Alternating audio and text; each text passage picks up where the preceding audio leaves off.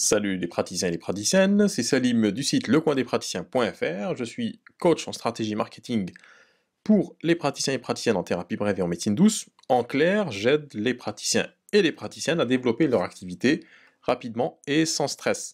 Aujourd'hui, on va voir ensemble quelles sont les mentions obligatoires sur un site internet. Alors, je voulais vous montrer, donc je suis sur le site servicepublicpro.fr. C'est des informations qu'il faut absolument avoir pour ne pas se faire taper sur les doigts. Et ça peut être très très douloureux. Donc on va voir quel que soit le site que vous avez. Donc si vous êtes thérapeute, praticien en bien-être et en médecine douce, vous avez certainement, ou vous allez certainement créer un site internet, monter un site internet pour parler de votre activité. Donc il est très intéressant dès le départ de savoir quelles sont les mentions à mettre. Alors je voulais pas vous faire disons un article classique, je voulais vous montrer directement sur le site de service public, comme ça on part sur des bonnes bases et j'ai l'assurance de ne rien oublier. Alors quelles sont les mentions obligatoires sur un site internet?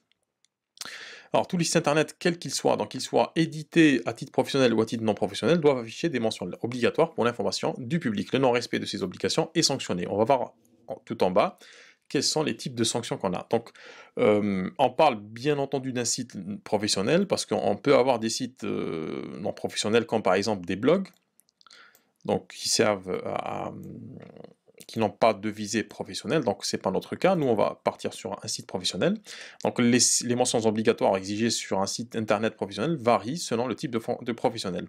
Donc, selon votre régime fiscal, votre statut, on va voir quelles sont les mentions obligatoires. Donc, on part sur, si vous êtes entrepreneur individuel, alors il y a les deux, sociétés. Donc, société, c'est par exemple une EURL, une SARL, une SAS, une SASU, SASU, etc. Donc, disons que vous n'êtes pas en entreprise, en société, personne morale société, c'est-à-dire que vous êtes installé, c'est le cas, enfin, très très généralement, c'est le plus souvent, c'est qu'on est en micro-entreprise, anciennement entrepreneur. Donc on part sur l'entreprise individuelle.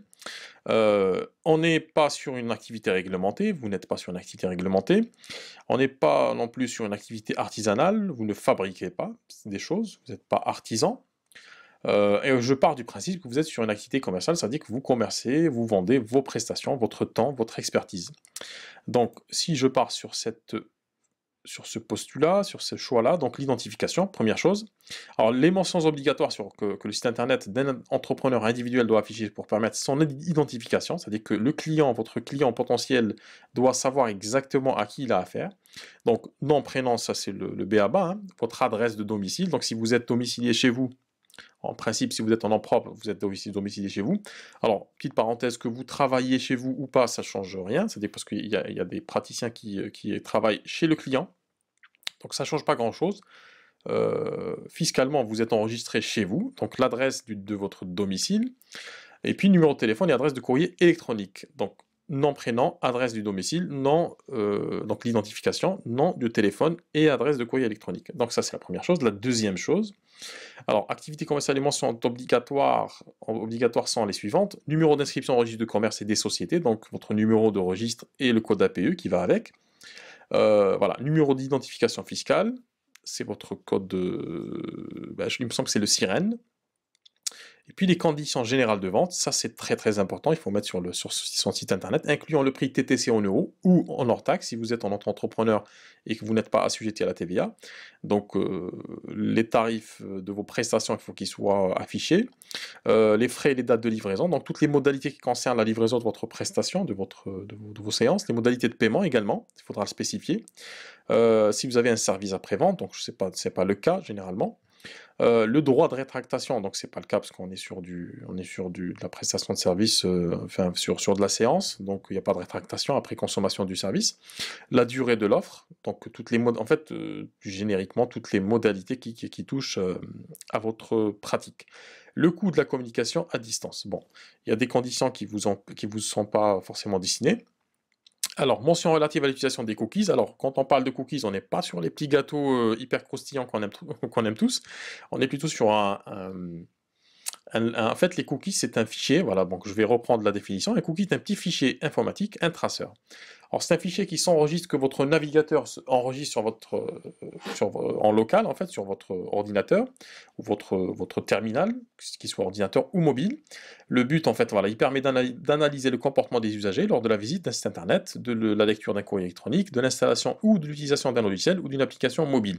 Alors, en clair, en fait, il sert à garder certaines informations. Vous savez, quand, par exemple, vous êtes sur votre boîte email, et que vous avez notamment un Gmail ou un Hotmail et que vous ne voulez pas à chaque fois retaper le mot de passe, les identifiants, donc vous cochez se souvenir du mot de passe, et en fait, se souvenir du mot de passe, cette information-là de mot de passe, quand bien même elle est cryptée, en apparence, en fait, elle est enregistrée sur ce qu'on appelle un cookie, et du coup, c'est un fichier informatique qui est sur votre navigateur. Vous avez la possibilité de les virer, de les supprimer en allant généralement sur votre navigateur, et puis vous allez, là je suis sur un Mac, c'est exactement la même chose sur PC, sur Windows, et là vous avez quelque part, généralement, voilà, vie privée et sécurité, vous avez la possibilité de supprimer, voilà, certains cookies, voilà, d'effacer l'historique, de conserver, etc., etc. Donc vous avez ces possibilités-là.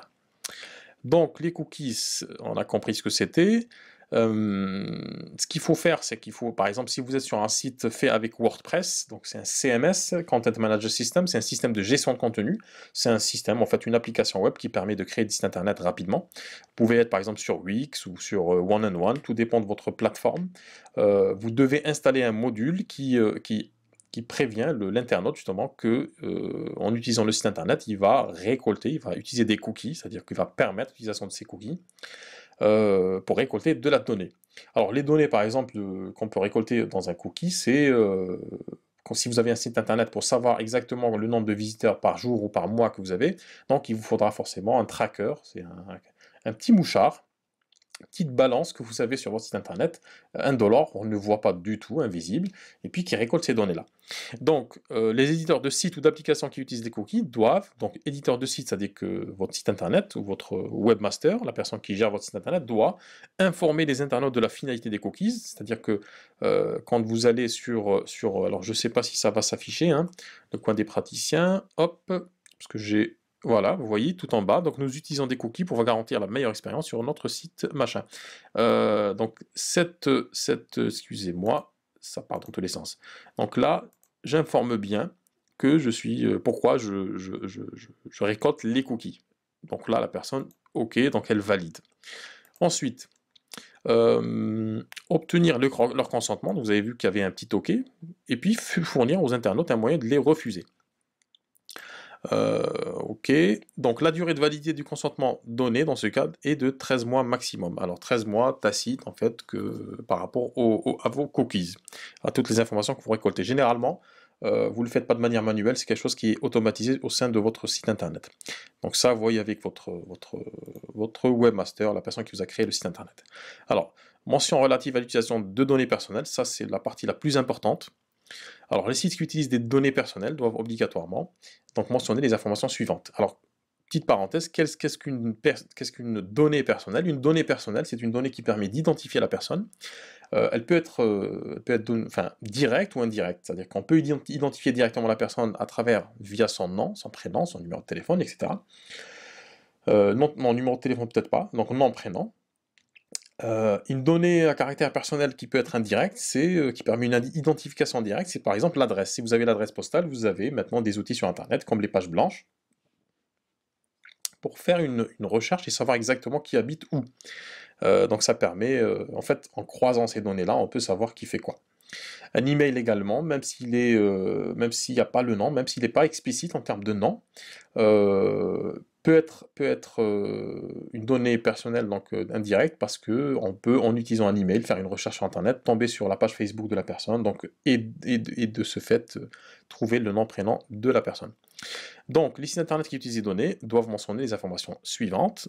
Premièrement, donc, les coordonnées de délégué à la protection des données, donc si vous avez un DPO ou un DPD de l'organisme, hein, s'il a été désigné ou d'un point de contact sur les questions de protection des données personnelles. Ça veut dire que là, en l'occurrence, ça sera vous qui allez répondre à ces questions-là. Donc vous précisez que c'est vous qui gérez votre site internet et que c'est en cas de question, il faut s'adresser à vous. Pourquoi? Pour les raisons, pour les points qu'on va voir ensuite. Alors, hyper important, c'est les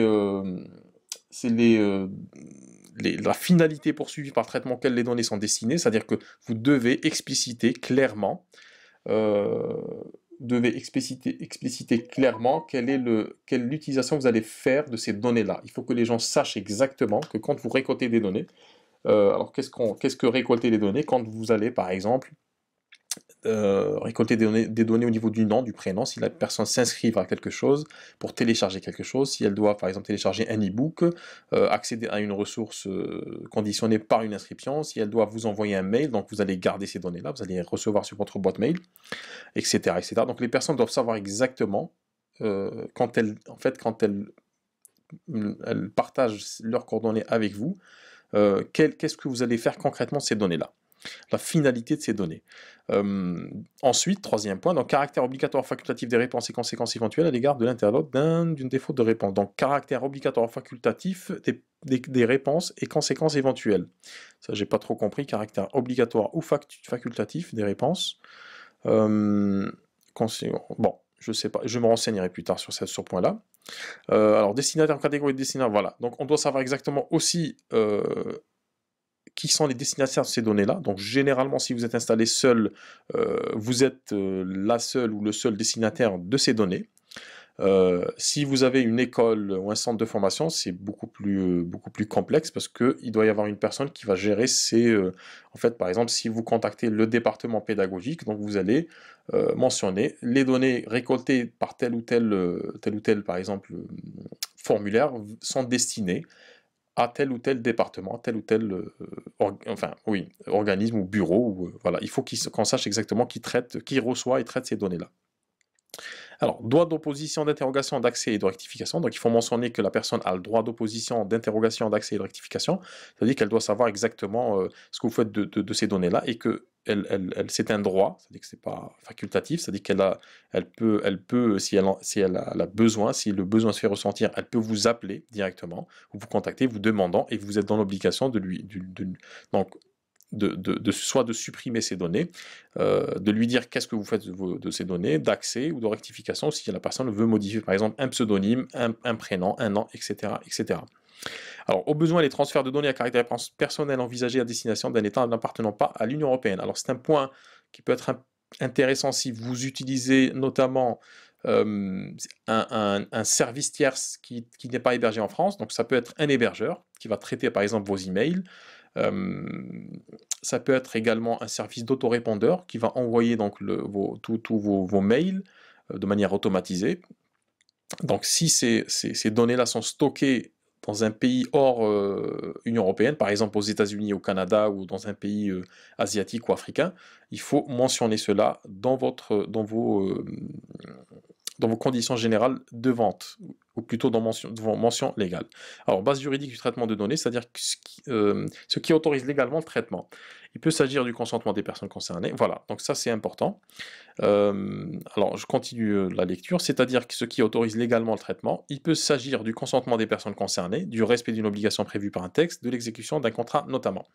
Dans le cas d'un praticien, donc d'un site internet de praticien thérapeute en thérapie brève, entre parenthèses, la personne, donc, quand elle laisse ses coordonnées, il faut que le consentement soit explicite, donc c'est pas quelque chose de tacite, c'est ce qui se faisait avant. Et c'est avant ce qu'on faisait, c'est que quand on faisait un site internet, on déclarait à la CNIL euh, euh, donc un fichier, en fait on avait un formulaire à remplir qu'on envoyait à la CNIL, et puis on avait un numéro, une sorte de numéro d'agrément ou de licence, qu'on mettait sur son site pour dire voilà, j'ai déclaré que je récolte des données sur mon site. Maintenant, c'est plus d'actualité. On est dans une démarche proactive, donc on doit prendre les devants, expliquer ce qu'on fait avec les données, et puis derrière, expliquer pourquoi, on doit récolter le consentement de la personne. Par exemple, si la personne veut télécharger quelque chose, il faut qu'elle coche ça ne se fait pas de manière automatisée, il faut qu'elle clique sur un bouton pour dire j'accepte de télécharger ou j'accepte de partager mes données, etc. etc. Dernier point, mention de droit d'introduire une réclamation, entre parenthèses plainte, auprès de la CNIL. Donc il faut aussi mentionner que la personne a le droit d'introduire une réclamation ou une plainte auprès de la CNIL. Alors, dernier point, je vous parlais au début du fait de se faire taper sur les doigts. Alors, petite mention en bas de l'article, hein. On est toujours sur le site du servicepublic.fr. Alors, mention du droit, attention, donc 2 points, l'absence d'une information obligatoire est punie d'une amende de 1 500 €. Tout traitement informatique non consenti des données recueillies est puni de 5 ans d'emprisonnement et de 300 000 € d'amende. Donc du coup, ça veut dire quoi? Ça veut dire que si, vous ne respectez pas toutes ces règles-là, vous êtes tombé sous le coup de la loi et si en cas de plainte ou de contrôle, ça peut arriver, heu, vous êtes mal. Donc faites très attention à ces points-là.